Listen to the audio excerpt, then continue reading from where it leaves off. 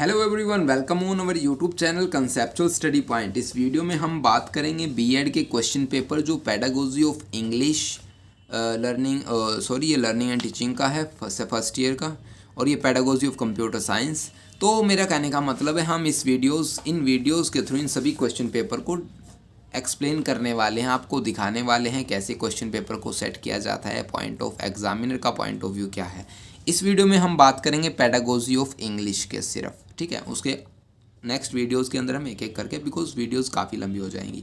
तो BEd first year 2022 का regular reappear दोनों के लिए ये रहेगा।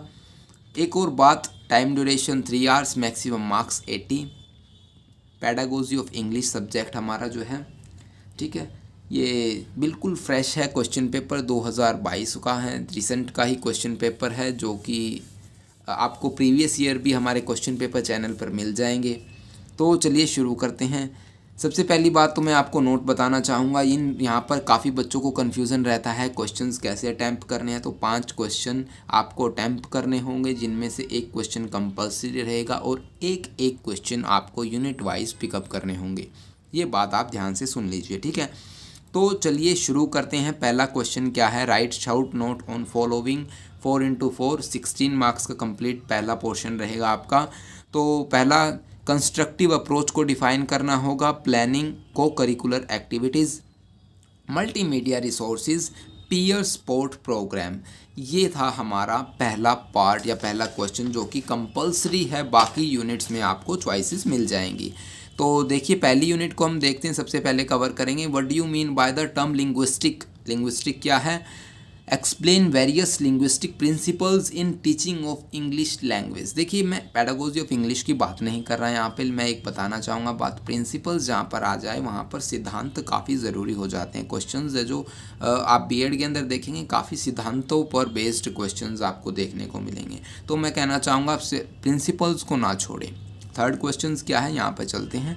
What is meaning of approaches to language requisitions and learning. Explain the philosophical, social and physiological base of language acquisition and learning.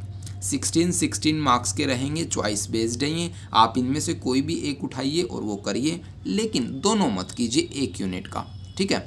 Next unit पर चलते हैं। Second unit, question number 4, what is method, how does method different from an approach, ठीक है। Discuss in detail structure approach in language learning along with advantage and it's limitation. Advantage और limitation दोनों आपको describe करनी होगी, क्योंकि 16 marks का है तो इतना लिखना बनता है।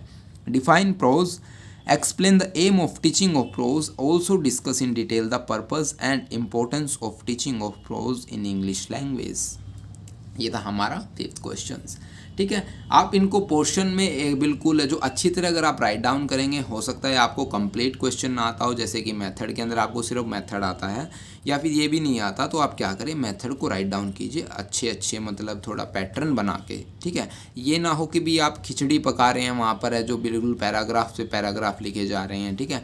ऐसा कुछ नहीं होना चाहिए। जैसे मेथड है तो आप हेडिंग डालिए मेथड की, मेथड को लिखने के बाद आप एक कंप्लीट एक जो फिक्स्ड पैटर्न के अंदर मेथड को डिफाइन कीजिए, पॉइंट्स के अंदर मेथड को डिफाइन कीजिए ऐसे।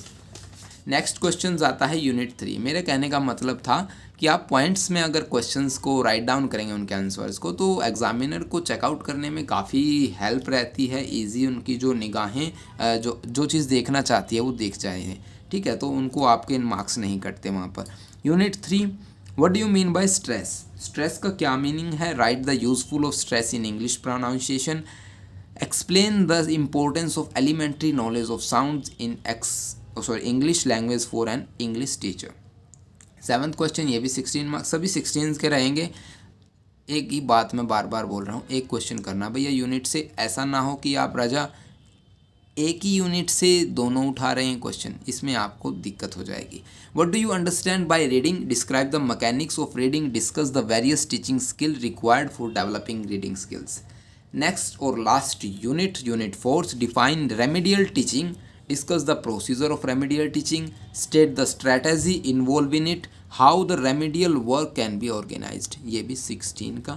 9th question, define evaluation, discuss in details the aim and scope of evaluation in the process of assessment। तो ये था हमारा question paper pedagogy of English का।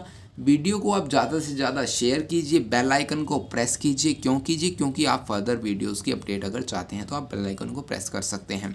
अदरवाइज़ आप वीडियोस को देखिए, अच्छी लगे तो लाइक कीजिए, शेयर कीजिए अपने फ्रेंड्स के साथ। Thanks for watching this video. Have a nice day.